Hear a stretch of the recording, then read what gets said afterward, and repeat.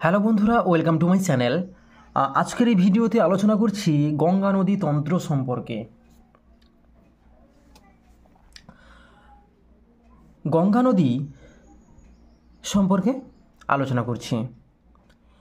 বদ্রীনাথের কাছে থাকা হিমবাহ শতপথ হিমবাহ, এখান থেকে সৃষ্টি হয়েছে অলকানন্দা নদী এবং ধৌলিগঙ্গা নদী মিলিত হয়েছে বিষ্ণুপ্রয়াগ। দুটো নদী যেখানে মিলিত হয় তাকে বলা হবে প্রয়াগ। তাহলে প্রথম প্রয়াগের নাম কি? বিষ্ণুপ্রয়াগ, অলকানন্দা এবং ধৌলিগঙ্গা। পরবর্তীকালে অলকানন্দা সঙ্গে নন্দাকিনী নদী যোগ হয়েছে, নন্দপ্রয়াগ। অলকানন্দার সঙ্গে পিণ্ডার নদী যুক্ত হয়েছে, কর্ণপ্রয়াগ। এবং নেক্সট এখানে কেদারনাথ থেকে সৃষ্টি হওয়া মন্দাকিনী নদী এই অলকানন্দার সঙ্গে মিলিত হয়েছে, রুদ্রপ্রয়াগ।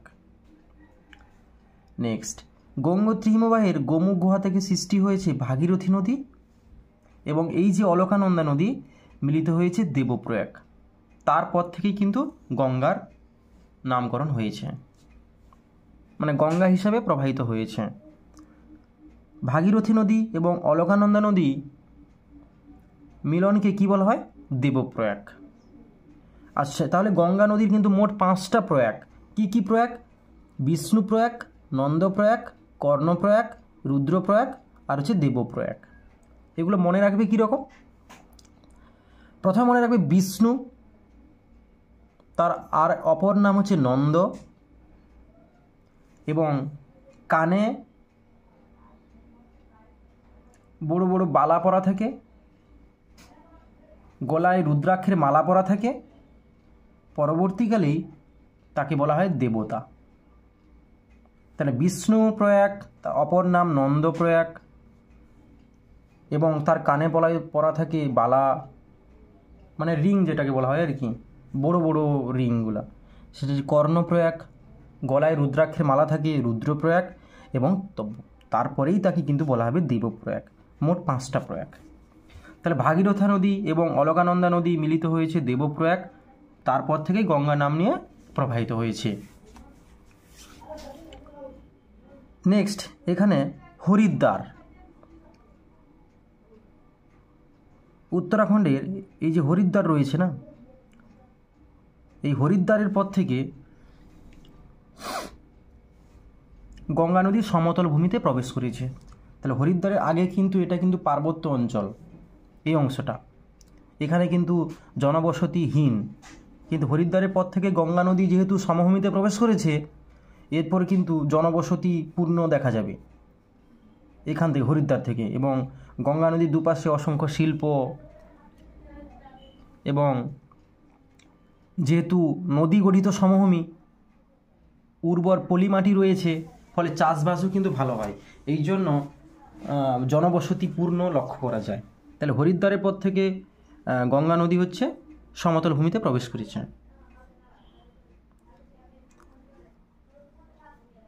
নেক্সট এখানে গঙ্গার সঙ্গে মিলিত হওয়া প্রথম তার উপনদী,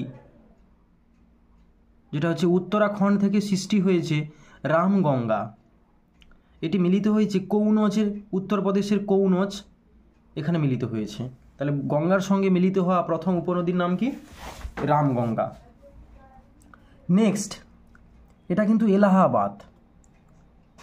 গঙ্গার বৃহত্তম উপনদী যমুনা, যমুনেত্রী হিমবাহ থেকে সৃষ্টি হয়েছে এবং গঙ্গা নদীর সঙ্গে মিলিত হয়েছে এলাহাবাদের কাছাকাছি।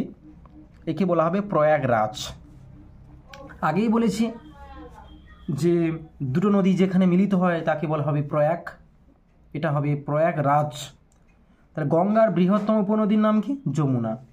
আচ্ছা, যমুনা নদী সম্পর্কে একটু দেখে নিই। এই যমুনা নদীতে এরও কিন্তু অসংখ্য উপনদী আছে বা সহায়ক নদী আছে, যেমন মধ্যপ্রদেশের ইন্দোর থেকে চম্বল নদী যমুনা নদীতে মিশেছে। বিন্ধ্য পর্বত নাম জানি আমরা, বিন্ধ্য পর্বত মধ্যপ্রদেশের, বেতবা নদী, এবং এখানে রয়েছে কেমুর পাহাড় থেকে মধ্যপ্রদেশের কেন নদী।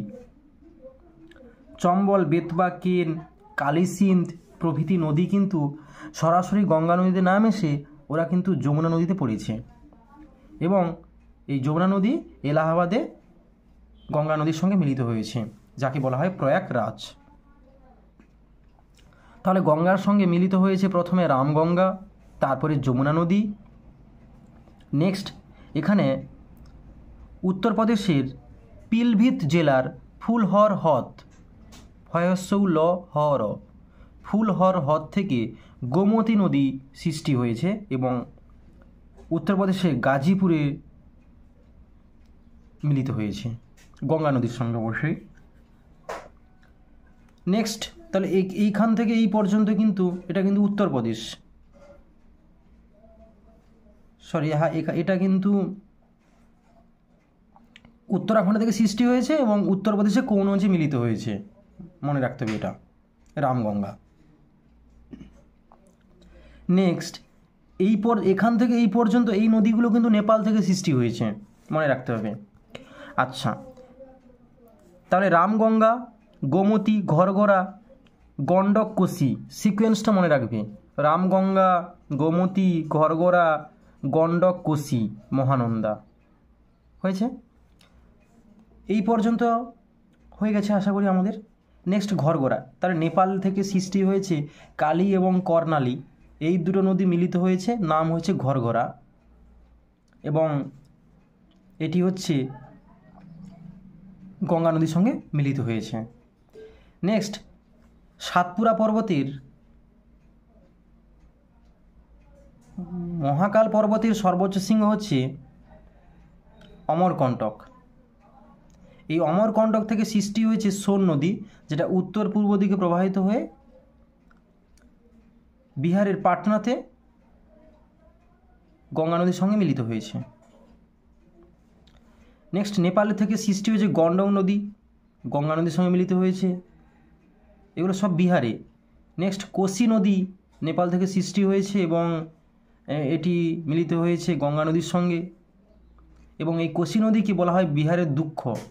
এই কোশি নদীতে নেপাল থেকে বিভিন্ন চন্দন গাছ কিন্তু এই নদীতে ভেসে আসে, এই জন্য এই নদীতে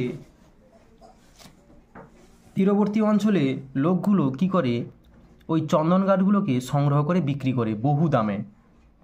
এই কোশি নদী হচ্ছে প্রচুর চন্দন কাঠ ভাসিয়ে নিয়ে আসে, এবং বিহারের দুঃখ কাকে বলা হয়, এই কোশি নদীকে।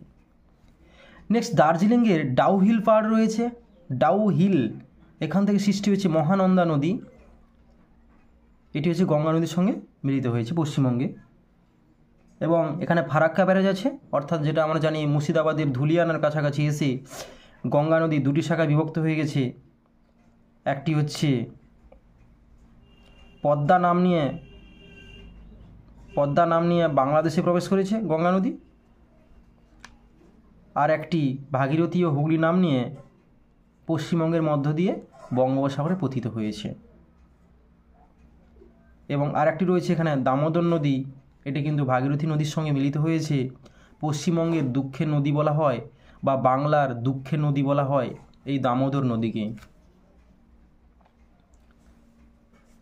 এই হলো গঙ্গা নদী তন্ত্র সম্পর্কে আলোচনা করলাম। তাহলে গঙ্গার কিন্তু মোট 5টি প্রয়াগ রয়েছে: বিষ্ণুপ্রয়াগ, নন্দপ্রয়াগ, কর্ণপ্রয়াগ, রুদ্রপ্রয়াগ, দেবপ্রয়াগ, এবং এটা হচ্ছে প্রয়াগরাজ, মানে গঙ্গার বৃহত্তম উপনদী যমুনা এখানে মিলিত হয়েছে এলাহাবাদের কাছাকাছি প্রয়াগরাজ।